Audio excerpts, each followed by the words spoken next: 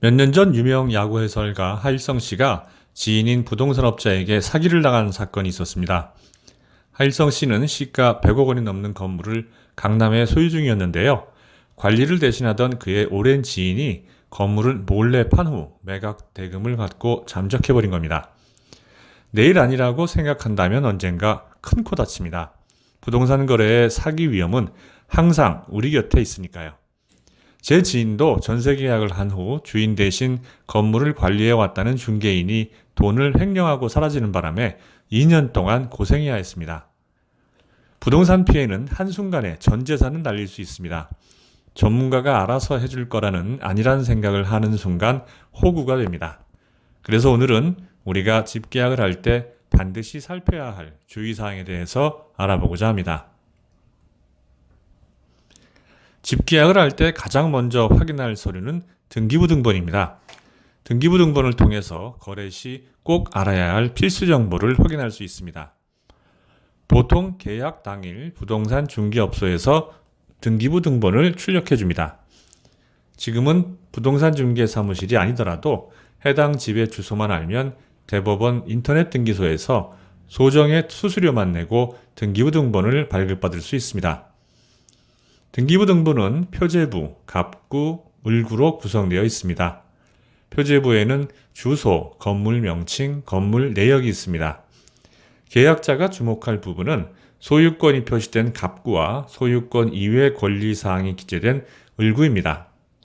갑구에는 최초 등기자부터 지금 소유자까지 등기일자와 변경 원인 등이 적혀 있습니다.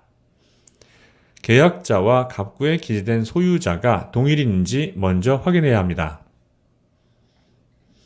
갑구에 압류, 가압류, 가처분, 경매 개시 결정 등이 있는지도 확인해야 합니다. 만일 압류나 가처분 등이 얽혀 있다면 웬만하면 거래를 피하는 게 좋습니다. 신축 아파트는 등기부등본을 확인할 수 없는 경우가 많습니다. 등기부등본에 기재되기까지 시간이 오래 걸리기 때문인데요. 이럴 때는 등기부등본 대신 분양계약서나 공급계약서를 확인하면 됩니다. 분양계약서에는 시공사, 시행사, 계약자의 이름이 기재되어 있는데 계약자가 해당 주택의 소유주입니다.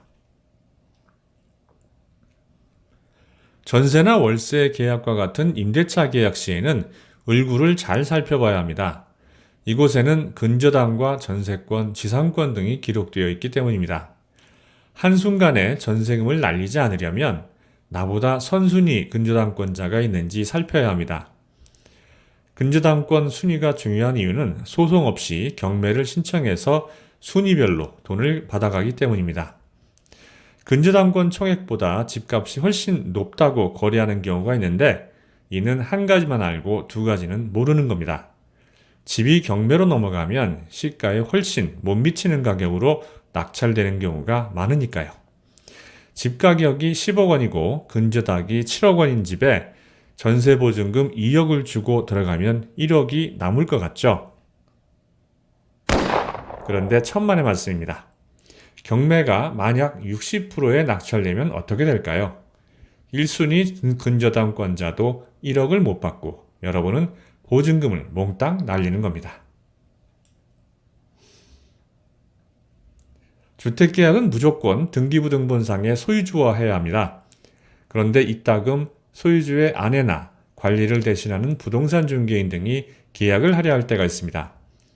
위임장과 인감증명서를 받아두고 위임장 내용을 잘 확인하면 된다고 하지만 제 생각은 다릅니다. 대리인 계약은 일단 피하는 게 좋습니다. 제 경험상 문서의 효력이라는 게 그다지 믿을 게 못 되더군요. 위조도 쉽고요. 심지어 배우자 계약의 효력을 법원에서 인정하지 않는 경우도 있습니다. 설령 계약의 효력을 인정받는다 해도 민사소송에 걸리는 시간과 고생을 생각하면 아예 문제의 소지를 만들지 않는 게 좋습니다. 갈등이 예상되는 부분은 처음부터 특약사항으로 넣어두면 좋습니다. 임대차 계약이 끝난 후 임대물의 원상복귀 의무나 임대인의 도배 및 장판 교체 등이 흔한 특약에 해당합니다. 계약 기간이 끝났는데 임차인을 못 구했다는 이유로 집주인이 보증금을 안 주는 경우 많죠. 이런 경우를 대비해서 임차인을 구하는 것과 상관없이 보증금을 지급하라는 특약을 넣어두면 좋습니다. 요새는 이럴 경우에 대비한 전세보증금 반환 보증보험도 있으니까 상황에 따라서 선택하면 됩니다. 물론 임차인도 임대차 계약이 끝나기 최소 2달 전에는 계약 해지를 미리 통지하는 걸 잊지 말아야겠죠. 계약할 때 계약금과 보증금은 반드시 등기부등본의 소유주 명의로 된 계좌로 이체하는 것도 잊지 말아야 합니다. 소유자가 아닌 대리인이나 공인중개사 명의 계좌로 입금하면 호구 인증하는 겁니다. 임대차 계약을 한 후 잊지 말아야 하는 것이 전입신고와 확정일자입니다. 전입신고는 임차인 지위를 주장하기 위한 대항력, 확정일자는 우선 변제권을 확보하기 위한 절차입니다. 완전한 대항력을 갖추기 위한 또 하나의 조건은 실제로 해당 주택을 점유하고 살아야 한다는 겁니다. 전입일자는 이사한 지 14일 이내에 관할 주민센터에 신고하면 됩니다. 확정일자는 임대차 계약서를 지니고 주민센터에 가서 하거나 인터넷으로도 가능합니다. 반드시 2가지를 다 받아야 대항력과 우선 변제권을 가질 수 있습니다. 한 가지 유의할 점은 전입신고 확정일자의 효력 발생일이 다음날 0시라는 사실입니다. 임대인이 이사 당일에 근저당권을 설정하면 여러분이 당일에 전입신고와 확정일자를 다 갖추더라도 현재 순위에서 후순위로 밀린다는 뜻이죠. 악당들이 이용하기 쉬운 법의 구멍인 셈인데요. 이러한 점을 방지하고 싶다면 계약서의 특약사항으로 임대인은 잔금일 2일까지 현 등기부등본 모든 권리사항을 유지해야 되며 이를 위반할 경우 보증금 전액을 임차인에게 반환하고 계약을 무료로 한다는 문구를 기입하면 됩니다.